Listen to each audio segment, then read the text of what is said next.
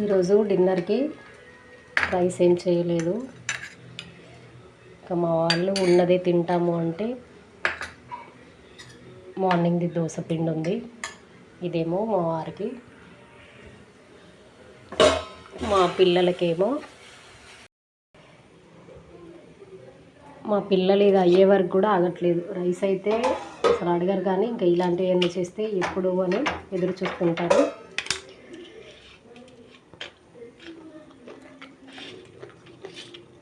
చాలా బాగుంది టేస్ట్.